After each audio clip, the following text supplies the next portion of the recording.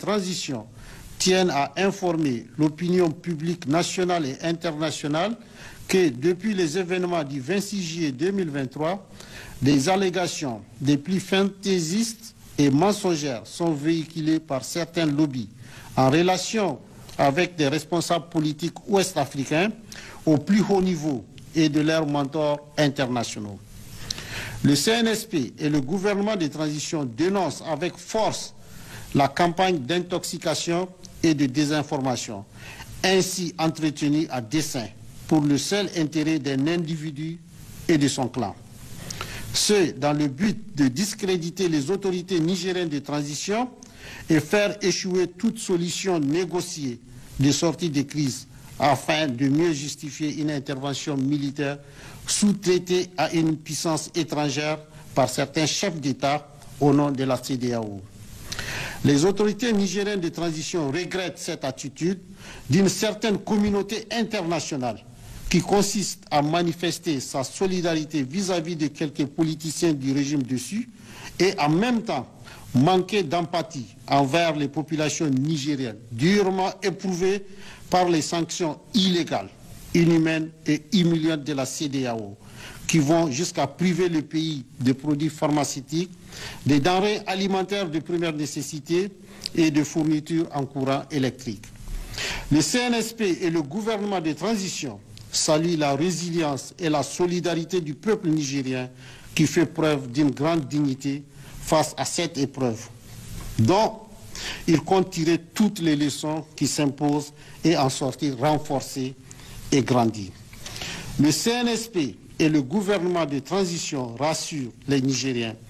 que, sur instruction du président du Conseil national pour la sauvegarde de la patrie, chef de l'État, son Excellence le général de brigade Abdourahmane Tchani, toutes les dispositions urgentes sont en train d'être prises pour atténuer au maximum l'impact des sanctions de la CEDEAO sur nos vaillantes populations. Enfin, s'agissant des responsables du régime dessus interpellés,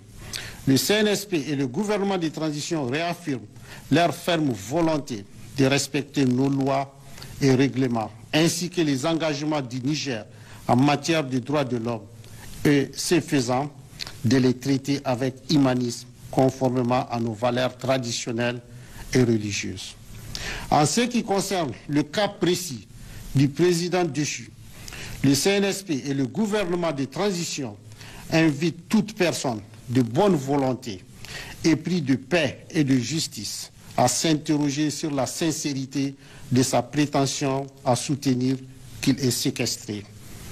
Alors même que les militaires n'ont jamais investi sa résidence présidentielle et qu'il dispose encore de tous les moyens de communication. En outre, le CNSP et le gouvernement de transition rappellent que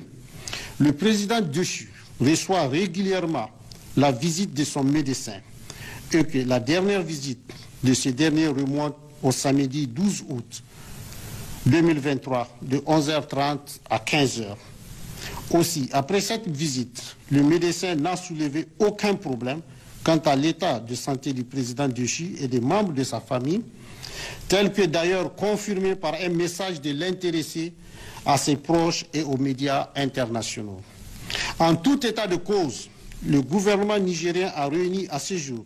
les éléments nécessaires de preuve pour poursuivre devant les instances nationales et internationales compétentes le président déchu et ses complices locaux et étrangers pour haute trahison et atteinte à la sûreté intérieure et extérieure du Niger suite à ses échanges avec les nationaux, des chefs d'État étrangers et des responsables d'organisations internationales. Fait à Niamey.